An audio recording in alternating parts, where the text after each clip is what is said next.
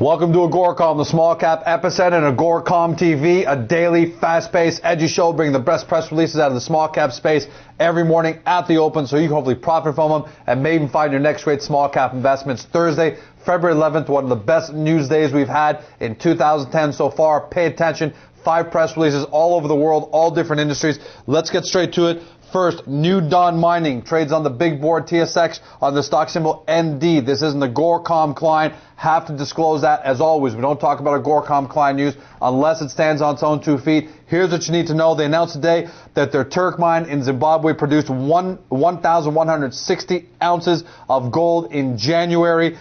This compares to 874 ounces in December of 2009. An additional 512 ounces of gold were also awaiting export at the end of the month and will be included in February 2010 sales. Let's talk about gold sales for January. Do the math here. Nice numbers. $903,000. That were sales for the month of January at an average gold price of $1,117 per ounce. Company's doing great things. This isn't a AGORACOM client, so assume I'm horribly conflicted. But go take a look at this company's press releases over the last several months. Production is increasing. Revenue is increasing. This is just a great story. I really like it. 100% of the gold sales were received in U.S. dollars. A little bit about the company, if you're not familiar with them. This is a Zimbabwe-focused junior gold company, and they're expanding gold production at both the Turk and Angeles mines, and they actually press released that a couple months ago. So get over to the AGORACOM hub or go through the press release for New Dawn, and you'll see those numbers. With gold doing so well, holding firm, New Dawn has a nice outlook for it. Closed yesterday $1.12, 52-week low 41 cents, 52-week high $1.85. So they're sitting about the midpoint range. You might want to take a look at that. Next up, switching over to China, and you know we love the Chinese small caps. China-Biotics trades on the stock symbol CHBT on the NASDAQ. They reported their third quarter and their 9-month numbers. I'm going to give you the 9-month numbers. This is a probiotics products company. They're involved in the complete chain from soup to nuts, from manufacturing to distribution. Net sales, $56 million, up 4%, up 44%.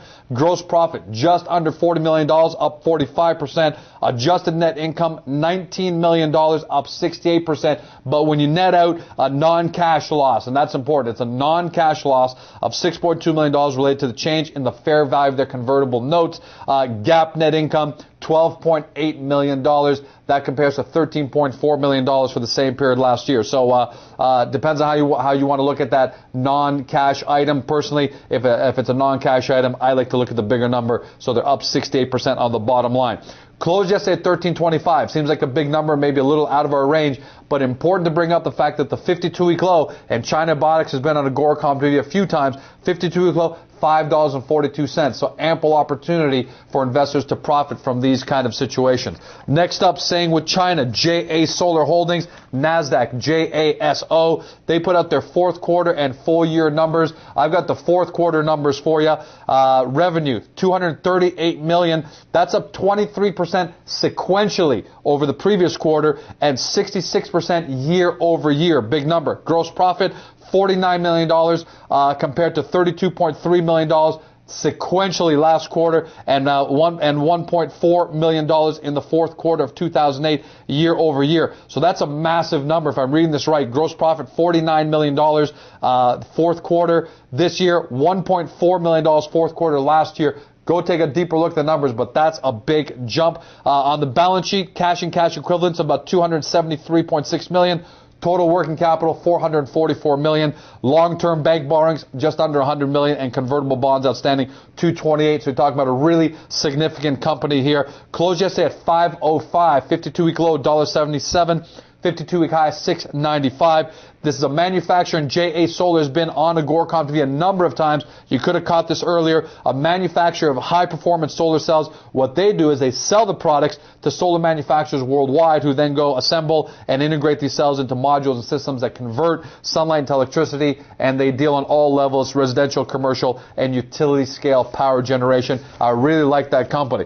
Another company I really like, Crosshair Exploration, trades on the big board TSX under CXX, and for our friends in the States on the Amex under CXZ. Mark Morabito's company, great company. They announced that they intersected 0.18% vanadium over 241 meters. If you don't know what vanadium is, go take a look at it. Discovery Magazine said that this is the metal that could change the world for a number of reasons. Get over to the Crosshair website to take a look at why vanadium is important, one of those rare metals that you should know about.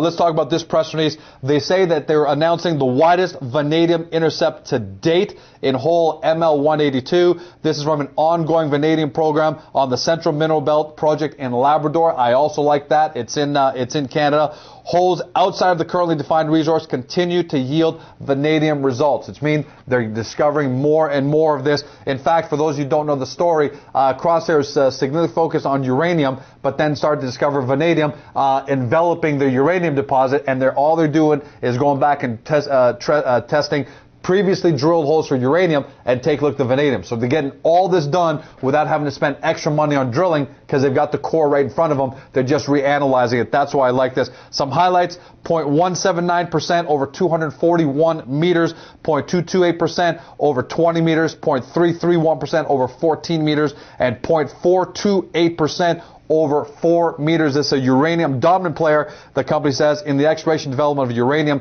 You should know this. Its flagship project, Boot Heel, is located in uranium-friendly Wyoming. With its in-situ mining potential, Boot Heel is designed for near-term production, so keep that in mind as well. And the uranium vanadium project is located in Labrador. It's got 4 currently defined resources.